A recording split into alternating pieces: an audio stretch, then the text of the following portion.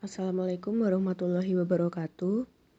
Perkenalkan, saya dari kelompok 1, kelas 12 IPS 2, akan mempresentasikan materi sosiologi yaitu perubahan sosial. Sebelumnya, di sini ada saya Udiana dan teman-teman saya Alfianti, Vito, Muhammad Dafa, Muhammad Gibran, dan Nana. Topik yang akan kita bahas di sini ada definisi, karakteristik, bentuk-bentuk, faktor penghambat dan pendorong, serta dampak dari perubahan sosial. Pertama ada definisi. Apa sih perubahan sosial itu? Perubahan sosial adalah bentuk peralihan yang merubah tata kehidupan masyarakat yang berlangsung terus-menerus karena sifat sosial yang dinamis dan bisa terus berubah.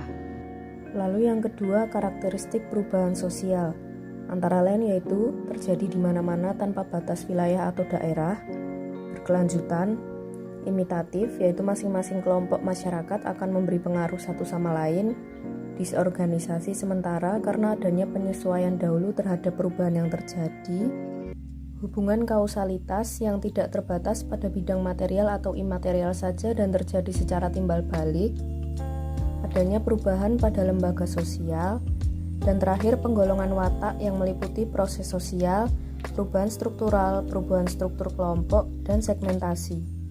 Selanjutnya, bentuk-bentuk perubahan sosial ada 3, yaitu perubahan sosial berdasarkan waktu, berdasarkan ukuran perubahan, dan juga berdasarkan perencanaan.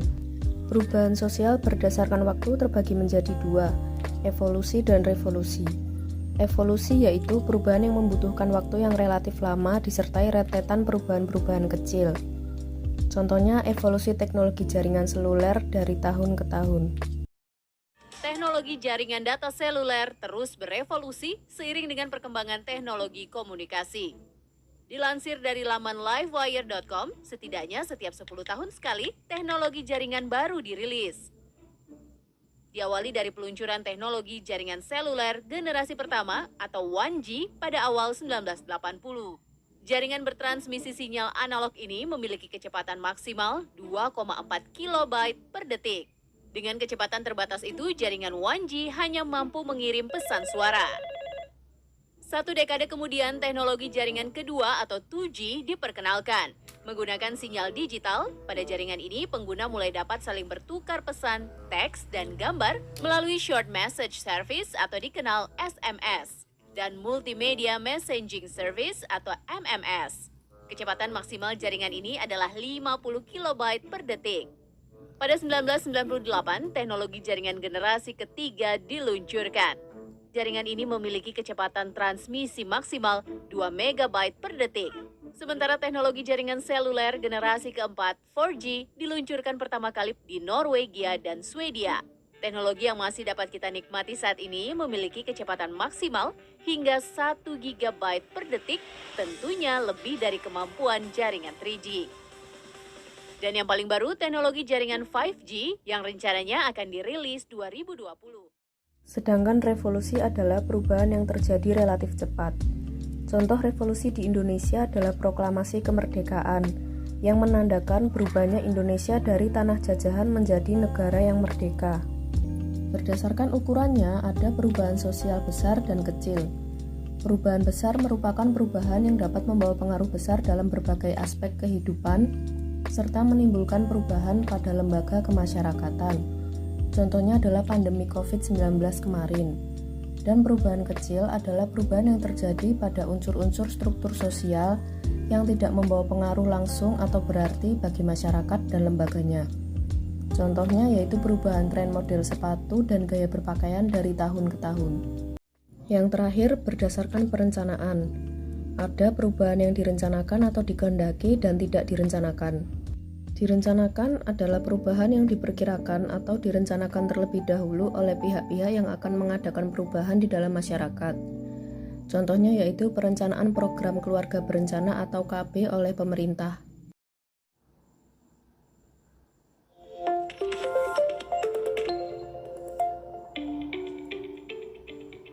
Kampung KB adalah satuan wilayah setingkat desa atau kelurahan, di mana ada keterpaduan program pembangunan keluarga, kependudukan, dan keluarga berencana atau disebut Bangka Kencana bersama lintas sektor dalam upaya meningkatkan kualitas hidup manusia. Awalnya program Kampung KB dikembangkan di level RW atau dusun. Namun seiring dengan kebutuhan dan perubahan kebijakan, saat ini Kampung KB berada di tingkat desa atau kelurahan. Di Kampung KB, pengelolaan program menggunakan kombinasi pendekatan top-down dan bottom-up. Artinya peran pemerintah dan masyarakat sama-sama penting untuk kesuksesan Kampung KB. Dan juga perubahan tidak direncanakan merupakan perubahan yang terjadi tanpa perencanaan serta berlangsung di luar jangkauan pengawasan masyarakat. Contohnya yaitu bencana gempa bumi. Keempat, faktor pendorong dan penghambat perubahan sosial.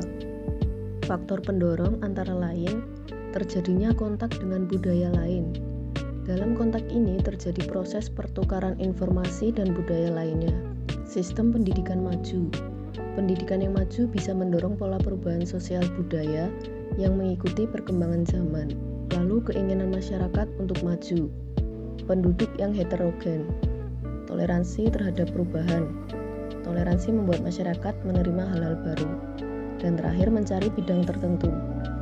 Rasa tidak puas kelompok yang berusaha mencari cara untuk mengubah kehidupan ini bisa mendorong masyarakat mencari bidang tertentu dan menuntut perubahan total. Sedangkan faktor penyebab terhambatnya perubahan sosial yaitu kurangnya interaksi dengan masyarakat lain. Kelompok orang-orang ini masih menganut pola pemikiran sederhana dan kebudayaan sendiri.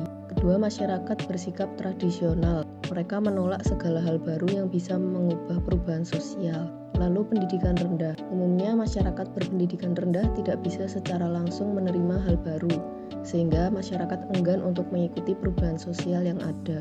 Prasangka buruk terhadap budaya asing, hambatan ideologi, dan terakhir kepentingan yang tertanam kuat. Kelompok ini berusaha mempertahankan sistem yang telah ada sampai takut terjadi perubahan yang bisa mengubah kedudukan dan status. Topik bahasan terakhir kita yaitu dampak perubahan sosial bagi kehidupan masyarakat. Dampak positif yang pertama yaitu munculnya nilai dan norma baru yang sesuai dengan perkembangan zaman. Dalam hal ini dibutuhkan serangkaian nilai dan norma baru guna menjaga agar arus perubahan tersebut tidak menyimpang dari peraturan yang ada. Dampak positif yang kedua adalah berkembangnya lembaga-lembaga sosial baru. Lembaga-lembaga ini memungkinkan anggota masyarakat untuk memenuhi berbagai macam kebutuhan yang semakin kompleks. Dan dampak positif yang ketiga, pesatnya perkembangan teknologi. Melalui teknologi, masyarakat tidak hanya bisa mengakses informasi, tetapi juga bisa saling memberikan informasi. Sementara itu, dampak negatif dari perubahan sosial ialah disorganisasi sosial. Disorganisasi sosial merupakan proses melemahnya nilai dan norma dalam suatu masyarakat akibat terjadinya perubahan. Contohnya yaitu kriminalitas yang meningkat di masa pandemi lalu. Karena banyak faktor, masyarakat terpaksa melakukan tindak kriminalitas. Berikut ini juga sudah kami sisipkan video mengenai dunia kriminalitas saat masa pandemi.